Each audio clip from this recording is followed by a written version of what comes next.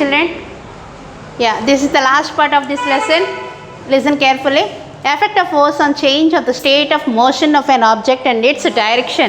That means we are applying force of an object, and the effect of that force is, here we are going to know about the effect of the force on that object changes the motion of an object and its direction. Okay, if we place a ball on the floor means or in the ground, it will remains in a rest position, అంటే అది కదలకుండా అలాగే ఉంటుంది. దాన్ని ఎవరైనా కదిపేవారు, కానీ if someone wants to kick, అది ఎవరైనా తన్నినా లేకపోతే ఎవరైనా కాట్ విసిరినా కూడా అది రెస్ట్ పొజిషన్లో ఉంటుంది గ్రౌండ్లో. అదే కనుక ఎవరైనా తన్నారనుకోండి ఏమవుతుంది, it moves. If someone kicks the ball means it moves, అది కదులుతుంది. అండ్ నెక్స్ట్ ఇట్ స్లోలీ వెళ్తూ ఉంటుంది కదా, కొంచెం నెమ్మదిగా, లేకపోతే మనం కిక్ చేసినటువంటి ఫోర్స్ని బట్టి అది స్పీడ్గానే స్లోగానే వెళుతుంది. రన్నింగ్ మోషన్లో ఉన్నటువంటి ఆబ్జెక్ట్ని కనుక అగైన్ మళ్ళీ మనం కిక్ చేస్తే ఎలా ఉంటుంది, దాన్ని బాల్ వెళ్తూ ఉంటుంది, దాన్ని మళ్ళీ తంటే ఏమవుతుంది, ఇంకొంచెం స్పీడ్గా వెళ్తుంది. అంటే ఏంటి, ఇంకో చూడండి, చిన్నపిల్లలు ఎవరైనా టైర్ స్టిక్ తోటి ఆడుతూ ఉంటారు, టైర్ని ఏం చేస్తారు, ఇలాగ కొడుతూ ఉంటారు. అది కొట్టకుండా ఉంటే కనుక ఏమవుతుంది, ఆ టైర్ వెంటనే అక్కడ ఫాల్ అయిపోతుంది, పడిపోతుంది. అంటే స్పీడ్ ఆగిపోతుంది అక్కడ. ఫోర్స్ వీళ్ళు అప్లై చేసినంత వరకు కూడా, ఫోర్స్ అప్లై చేసినంత వరకు కొంచెం దూరం మూవ్ అయ్యి అక్కడ పడిపోతుంది. అదే కనుక కంటిన్యూగా కనుక ఫోర్స్ అప్లై చేస్తూ ఉంటే ఏమవుతుంది, ఇట్ విల్ మూవ్స్ ఆన్, అది కదులుతూ ఉంటుంది టైర్. అలాగే బాల్ కూడా అంతే. అంటే ఏంటి, ఫోర్స్ అప్లై చేయడం వల్ల ఒక ఆబ్జెక్ట్లో ఉండేటువంటి మోషన్, అంటే కదలిక, మూమెంట్ని అండ్ నెక్స్ట్ డైరెక్షన్ని కూడా, మనం బాల్ రన్నింగ్లో ఉన్నదాన్ని మళ్ళీ అప్లై చేస్తాం అనుకోండి, ఒకసారి అదే ఏ ప్లేస్లో వెళ్ళొచ్చు, దట్ మీన్స్ అదే యాంగిల్లో వెళ్ళొచ్చు, లేకపోతే సైడ్ యాంగిల్ కూడా వెళ్ళిపోతుంది, డైరెక్షన్ కూడా చేంజ్ అవుతుంటుంది. Here this is the effect of force on change of the state of motion, that means moment of an object and its direction. అంటే ఫోర్స్ అప్లై చేయడం వల్ల డైరెక్షన్ మారచ్చు, and next moment, state of motion కూడా change అవుతుంది. Okay, and next one is effects of net force on direction of moving object. Direction change అవుతుంది. ఎలాగో చూడండి, carrom board ఆడతారు మీరు. క్యారమ్ బోర్డ్ ఆడినప్పుడు ఏమవుతుంది, కాయిన్ అక్కడే ఉంటుంది. మనం స్ట్రైకర్ తోటి కొడతాం. ఇలాగా స్ట్రైకర్ తోటి కొట్టినప్పుడు ఏమవుతుంది, ఆ స్ట్రైకర్ వెళ్ళి ఆ కాయిన్ని టచ్ చేసినప్పుడు ఏమవుతుంది, కాయిన్ మూమెంట్ అక్కడి నుంచి కంటిన్యూ అవుతుంది మూమెంట్. అండ్ నెక్స్ట్ స్ట్రైకర్ వచ్చేసి యాంగిల్, డైరెక్షన్ చేంజ్ అయిపోతుంది కదా, ఆ కాయిన్తో పాటు వెళ్ళదు. ఎందుకు, అక్కడ రెస్ట్లో ఉన్నటువంటి కాయిన్కి టచ్ అయ్యేటప్పటికి అక్కడ ఒక బ్రేక్ పడింది, అక్కడ ఏమవుతుంది, చేంజ్ అయిపోతుంది. In some cases it will moves with the coin also. Is it clear?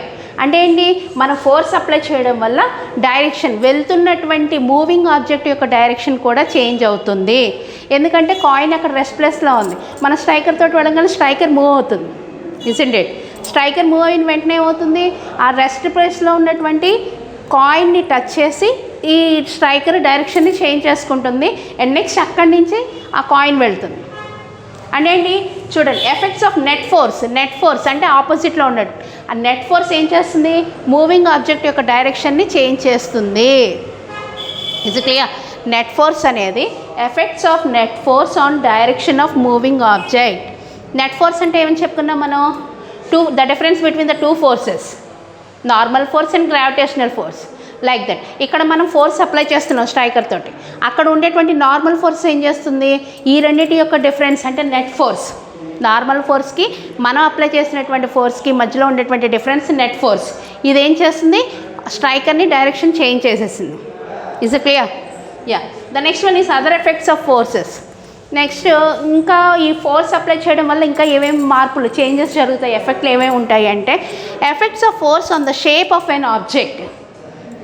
ఏదైనా ఒక ఆబ్జెక్ట్ యొక్క షేప్ చేంజ్ చేయొచ్చు అంటున్నాడు. Can you give the sum examples of this? ఏదైనా చెప్పగలమా?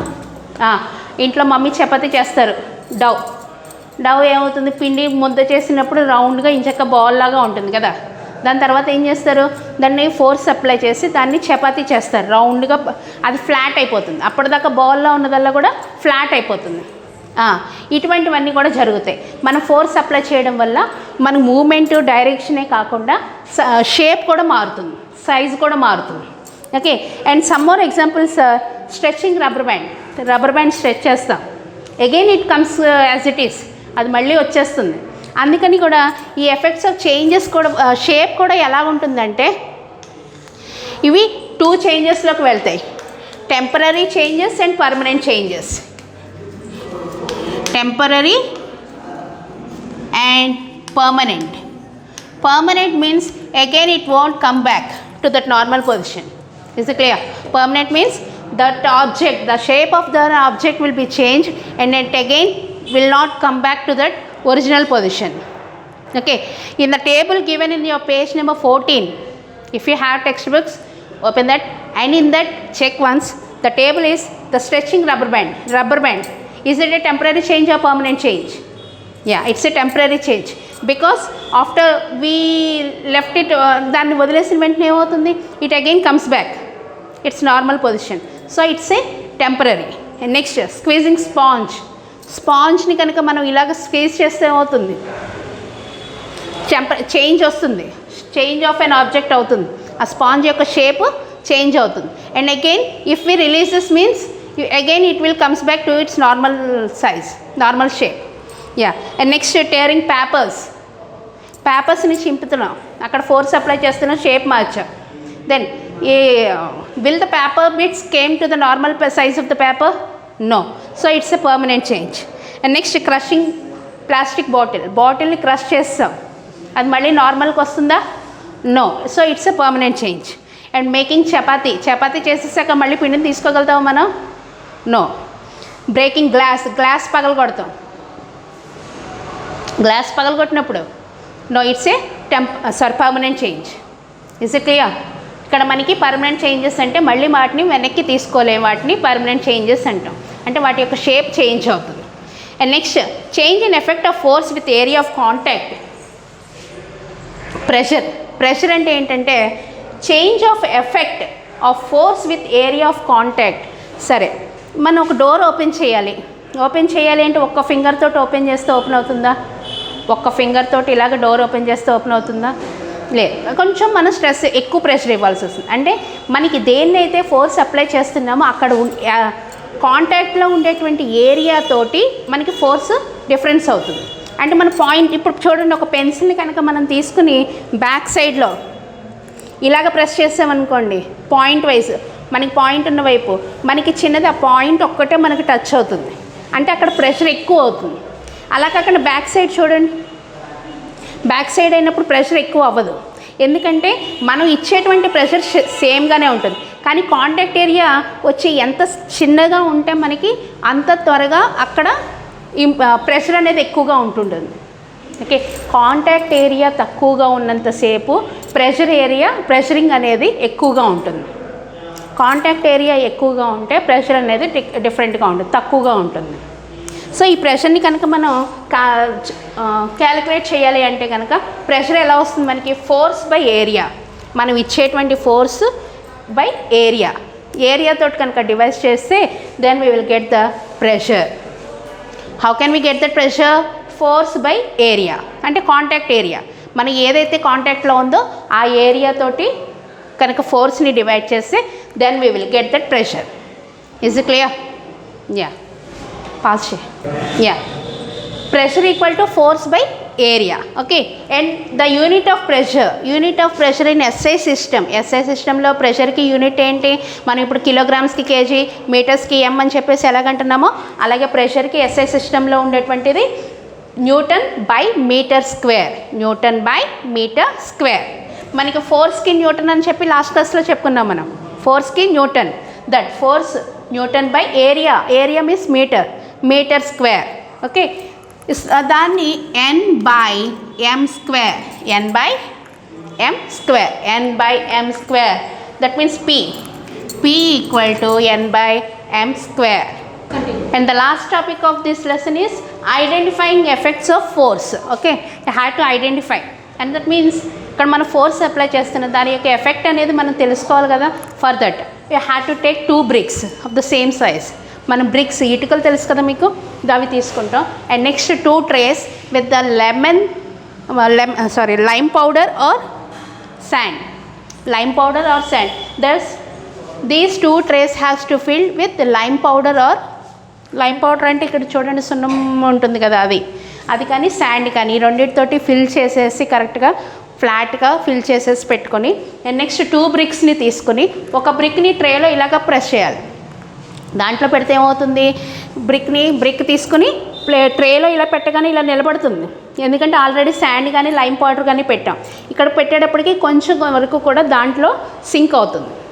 ఓకే, అండ్ నెక్స్ట్ ఇంకొక ట్రేలో వచ్చేసి బ్రిక్ని ఇలాగ పెడతాం. ఇలాగ పెట్టేటప్పుడు సింక్ అవుతుంది. ఈ రెండింటిని కొంతసేపు తర్వాత అలాగ ఉంచిన తర్వాత తీసేస్తే 2 బ్రిక్స్ని ఇక్కడ మనకేమవుతుంది, పెట్టిన ఆనమాళ్ళు ఉండిపోతాయి కదా, అవి సింక్ అయినటువంటి ప్లేసెస్ ఉండిపోతాయి. అక్కడ ఇది డీప్లో ఉంటుంది, అంటే కొంచెం లోతు ఎక్కువగా డీప్ అవుతుంది. ఇది వచ్చేసి ఫ్లాట్గా కొంచెం లోతు తక్కువ, దీని మీద లోతు తక్కువతో ఉంటుంది. అంటే ఏంటి, ఇక్కడ సేమ్ బ్రిక్స్ సేమ్ వెయిట్, ఇవి రెండు ఏం చేస్తున్నాయి, ఇక్కడ మనకి కాంటాక్ట్ ఏరియా తక్కువగా ఉంది, ఇలా నిలువుగా నిలబెట్టాం. అంటే ఈ ప్లేస్ మాత్రమే సింక్ అవుతుంది, అంటే ఈ వెయిట్ అంతా కూడా ఈ ప్లేస్ మీద అవుతుంది ఇలాగా. సో అదేమవుతుంది, ఈ వెయిట్ అంతా కూడా తక్కువ ప్లేస్లో ప్రెషర్ అయ్యేటప్పటికి కొంచెం లోతు ఎక్కువ తీసుకుంటుంది, ఎక్కువ సింక్ అవుతుంది. ఓకే, అండ్ నెక్స్ట్ దీన్ని కనుక ఇలాగ పెట్టేటప్పుడు సేమ్ వెయిటే, కాకపోతే ఇది ఎక్స్పాండ్ అయినటువంటి ప్లేస్ అంతా ఎక్కువగా ఉంది. సో ఇదే వెయిట్ ఎక్కువ ప్లేస్ మీద ప్రెషర్ చూపిస్తుంది కాబట్టి ఇది వెయిట్ ఈ సింకింగ్ అనేది లోతు తక్కువగా ఉంటుంది. అర్థమైందా, ఇది ఎక్కువగా ఉంటుంది, లోతు ఎక్కువ, ఎందుకంటే తక్కువ ప్లేస్లో బరువు ఎక్కువ కనబడుతుంది, ఇది ఎక్కువ ప్లేస్లో సేమ్ బరువు. సో దీన్ని బట్టి మనకి ఏమర్థం అవుతుందంటే, మనకి కాంటాక్ట్ ఏరియా తక్కువగా ఉంటే ప్రెషర్ ఎక్కువగా ఉంటుంది, కాంటాక్ట్ ఏరియా ఎక్కువగా ఉంటే ప్రెషర్ తక్కువగా ఉంటుంది. అది చూడండి, ఇప్పుడు మనకు వెజిటబుల్స్ కానీ ఫ్రూట్స్ కానీ కట్ చేయాలనుకోండి, నైఫ్ తీసుకుంటాం. నైఫ్తో కట్ చేసేటప్పుడు ఏమవుతుంది, మనకి షార్ప్ ఎడ్జ్ ఏదైతే ఉందంటే సూదిగా ఉన్న వైపున మనం కట్ చేస్తాం, అప్పుడు ఈజీగా కట్ అవుతుంది. అలా కాకుండా వెనక్కి తిప్పి కనుక చాక్తో కట్ చేస్తే వెజిటబుల్స్ కానీ ఫ్రూట్స్ కానీ కట్ అవుతాయా, అప్పుడు మనం ఎక్కువ ఫోర్స్ అప్లై చేయాల్సి వస్తుంది, కటింగ్ కూడా సరిగ్గా జరగదు. సో కాంటాక్ట్ ఏరియా తక్కువగా ఉంటే ప్రెషర్ ఎక్కువగా ఉంటుంది, కాంటాక్ట్ ఏరియా ఎక్కువగా ఉంటే ప్రెషర్ తక్కువగా ఉంటుంది. Is it clear? And next, and what we have learnt in this lesson is force is a push or pull. Force అనేది ఏంటి, push or pull. A force can act on an object without being in contact with it. అంటే కాంటాక్ట్లో ఉన్న forces ఉంటాయి, without contact forces కూడా ఉంటాయి. వాటిని field forces అని అంటామని చెప్పుకున్నాం కదా. Field is an region influenced. If an object is kept at any point in the region is influenced by it. Okay. And next, the attractive force between any two massive objects is called gravitational force. Two massive objects మధ్యలో ఉండేటువంటి attraction ఫోర్స్ని ఏమంటాము, gravitational force. The magnetic force attracts a magnetic material such as iron, but it either attracts or repels another magnet. Magnetic మెటీరియల్స్ని attract చేసుకుంటుంది, and next non magnetic మెటీరియల్స్ని attract అయినా చేసుకుంటుంది, non magnetic మెటీరియల్స్ని attract చేసుకుంటుంది, magnetic మెటీరియల్స్ని repels కూడా చేస్తుంది. ఇంకొక మ్యాగ్నెట్ని అట్రాక్ట్ అయినా చేస్తుంది, రెపల్ అంటే లైక్ డైరెక్షన్స్ అన్లైక్ పోల్స్ రెండిట్లోని. The force exerted by a charged body on another body is known as electrostatic force. Okay, friction is the force that opposes relative motion of surfaces on contact. The force which we exert by using our body muscles is known as muscular force. Force has magnitude as well as direction. The algebraic sum of all the forces acting on a body is known as net force and is denoted as F net. A force can change the state of motion of an object. Force may cause a change in the shape of an object. The force acting perpendicularly on a unit area of a surface is called pressure. Okay, these are the highlights of this lesson, and if you have textbooks, read the lesson twice or thrice, then you will better understand. And next follow the next classes. Okay, bye children.